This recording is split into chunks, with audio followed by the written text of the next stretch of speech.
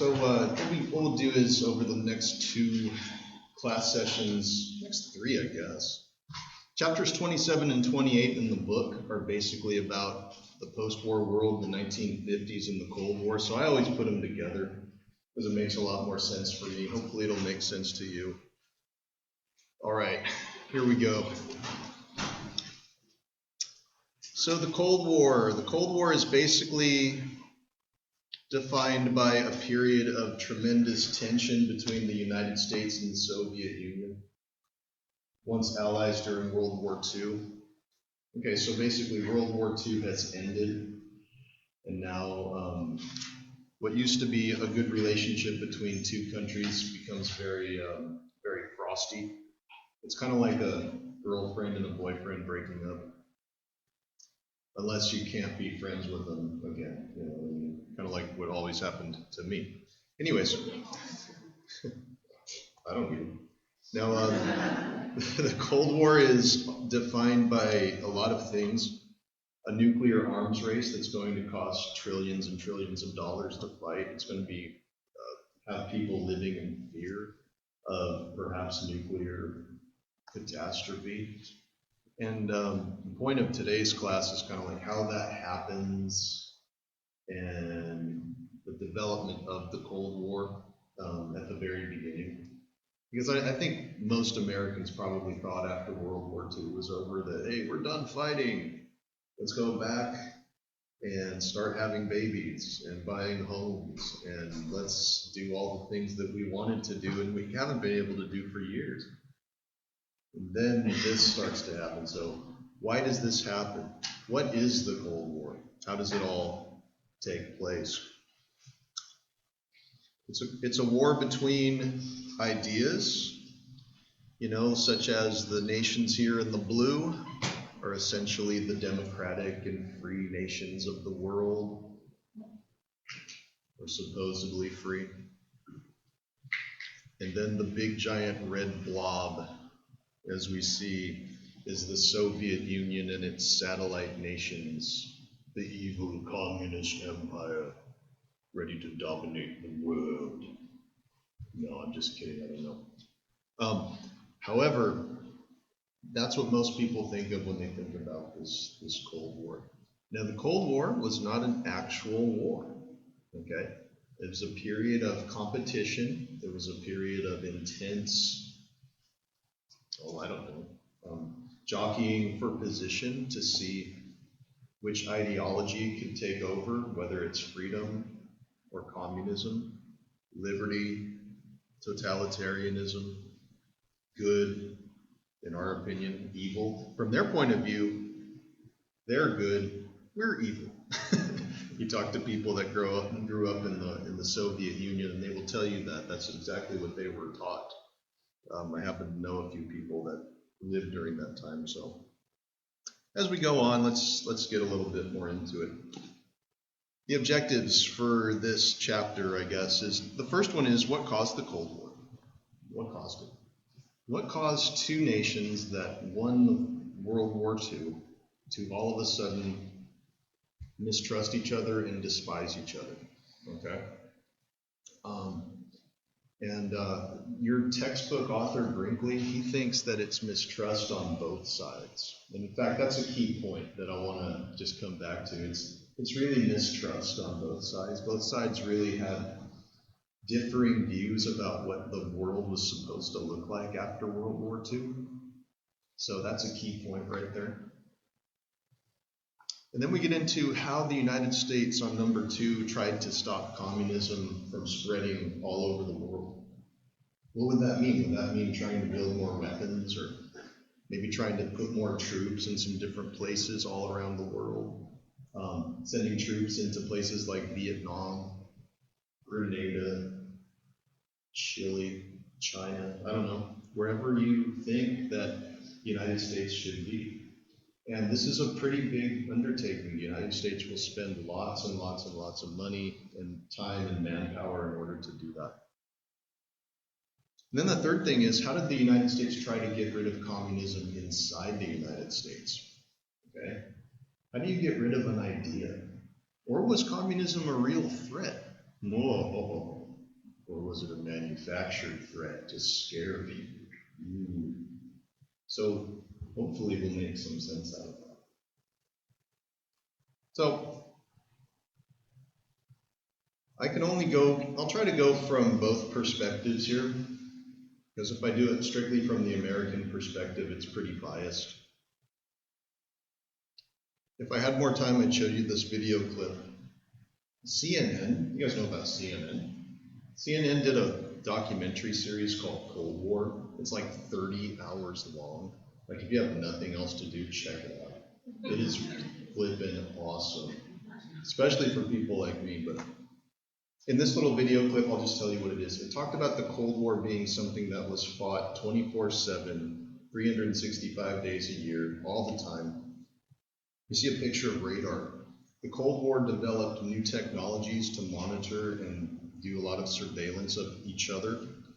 And the United States and the Soviet Union were always testing nuclear missiles, flying missions close to each other's borders, getting very close to war without the people really knowing about it. And it was very tense, a very tense situation. Well, here's what it was. Here's what I define it as. The Cold War is just, to me, a rivalry and competition between us and the Soviet Union that lasts nearly 50 years. This is my definition. I've kind of taken this from our textbook as well as some other things I know, but I think when it really boils down to it, it's a rivalry, for one thing, a rivalry to see who can do X first, who can go to space first, who can build a nuclear missile first, who can send up the first dog into outer space, for example, the first satellite into outer space. Competition. Which ideology is going to win out? Communism, which is their ideology at that time, or freedom? Now, which one is going to be the dominant world view?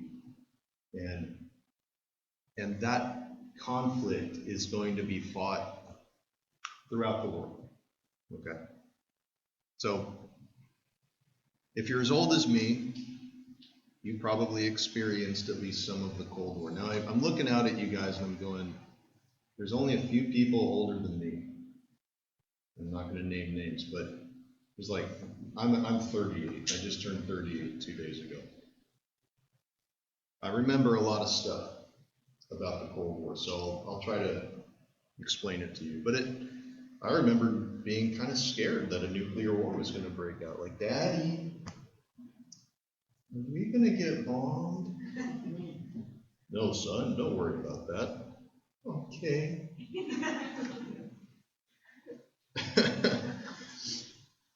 All right, here's the dominant viewpoint in history. The Soviet Union is all about trying to spread communism. Communism is an ideology or an idea in which, if you read the last paragraph of a very famous book called The Communist Manifesto, written by a guy named Karl Marx. Anyone heard of that? Well, that's where the idea comes from. Communism is basically an ideology that says that at some point the workers will overthrow the people in power and institute a worker-run government where everybody is provided for equally. And the whole word communism, communal, we're all contributing equally and getting equally, okay? That's the big idea right there. Now, as Americans, we don't like that idea because that's fundamentally un-American. And our goal is to basically contain communism by trying to stop its spread. Communism looks good to people who are poor, who are down on their resources and their luck, and literally took root in many, many poor countries throughout what we call the third world. And even sometimes in the European world and even in America. But communism looks good to those that don't have. Communism is un-American because in America, we are all for ourselves, right? We are individualistic. I mean, look at you guys. You're all sitting in individual desks and you're sitting there listening to me talk. You're not helping each other that much. Everybody's trying to kind of take care of their own grade. You know what I mean? I always hated it when teachers gave me a group project because I was always the one that did like all the work. And then there were always these slackers in my group, you know, that like absent. And I'm talking about like high school and junior high, right? Communism would say everybody gets an equal, like, here's an example of communism. This might be a bad example. Communism, if I was a real communist teacher, I'd just say, hey, everybody, you can have a C. Doesn't matter how much work you do or how much work you don't do, or even if you learned anything, you're guaranteed a C. And some of you who are failing this course would be like, yes. And a lot of you guys that are like, no, Mr. Berg, that's just too much. See, it's fundamentally un-American. See, if I were to actually do that, I'd have a revolution, right? Well, communism, everybody gets, everybody receives, which sounds good. But again, it's un-American. In America, we don't give things out for free, necessarily. You have to earn what you get, right? At least that we think we do. Maybe some of you do. Maybe some of you don't. I don't know. So, un-American, American values. There's the evil red flag of communism. I'm just kidding. Now, as I said before, in the Soviet Union, and I went to college with a bunch of students right after the Cold War ended that came over to Fresno. I went to Fresno Pacific, you know, that little small little college down in southeast Fresno. We had a lot of ex-Soviet students. And they would tell me, like, you know, we were taught that America was the evil empire. They wanted to take over the world with their evil ideas. And I'm like, we thought the same thing about you. Who's right? No, I don't know. But it's like the government plays a big role here with propaganda, trying to tell people what's right and what's not. So if the Cold War is all about fighting ideas and that sort of thing, how is it fought? Well, there's 4 ways. Number 1, spies and espionage.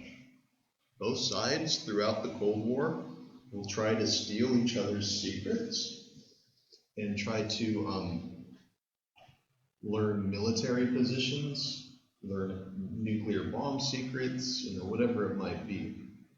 Soviets will be really good at infiltrating our society. However, we will be less successful in infiltrating their society. But all that stuff that you see in the James Bond films, spies and stuff like that, that all existed in some way during the Cold War. There was a lot of that going on. It's a really cool museum if you guys have time and money and energy, of which most people have neither, of course. If you go to Washington, D.C., there's this thing called the International Spy Museum, one of the coolest places ever.